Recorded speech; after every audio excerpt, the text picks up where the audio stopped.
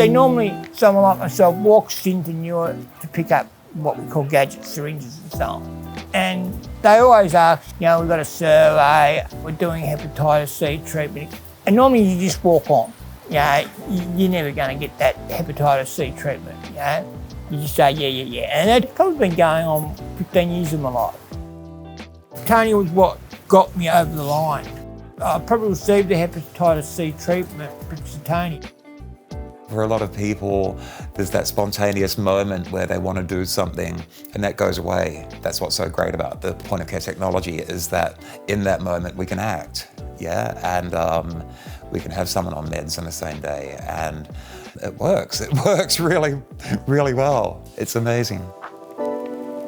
The thing that you have as a peer is a way to reach people that may not want to interact with more mainstream health services. It's like if people know that you're from their community and they know that you know where they're at, there's no other way to get that.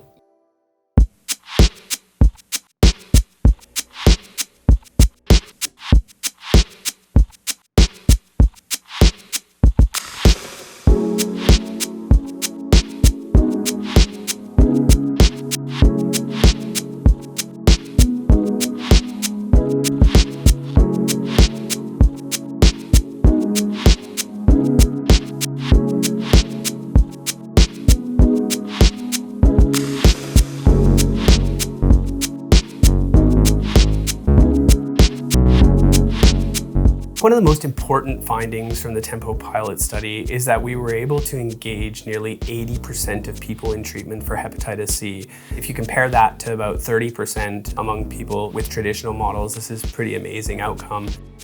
The three partners in this collaboration have all brought unique and important skills to the table to really deliver a patient-centered, a client-centered approach that really has great value in hep C elimination. The clinical focus and the experience working with marginalised populations that our clinicians and nurses have, the incredible connection and experience of our peer-based colleagues at the New South Wales Users and AIDS Association, and the fantastic research and evaluation expertise provided by the Kirby Institute has really provided a well-rounded, well-structured and rigorously evaluated model of care. A lot of people have started to use point-of-care testing for hepatitis C. They've used peer engagement strategies, nurse-led models of care. The key thing which distinguishes the Tempo pilot study is this is really the first time that we've really gone towards a single visit testing and treatment model for hepatitis C. The patient essentially walks out with the pills that day. That was one of the leading aspects of this study. Working with Jason, with Kirby, there's been this amazing kind of amalgamation of their insight and knowledge and my insight and knowledge. When those things are put together, it's an amazing energy. You can feel it. It's positive all around and it's win-win.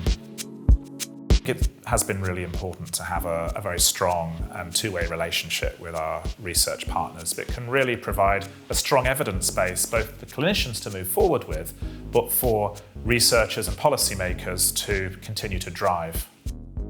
I think one of the most important things from the Tempo pilot study is that a simplified model of testing and treatment in a single visit can really improve access to care for hepatitis C among people who inject drugs. It is important that there is really good peer work to make people feel comfortable. And if you make people feel comfortable, you're more likely to get them involved in these programs. They need people like Tony there, who are enthusiastic and kind, warm, generous. With Tempo, with our clinic, you don't need an appointment. You can just walk in, being able to work in those dynamics with people who inject drugs and create change right there on the spot, and you see it go through people's lives. It can touch so many other areas in a person's life when the stigma, which is hep C, is removed, is treated and supported. It leaves a space for a lot of other stuff to grow.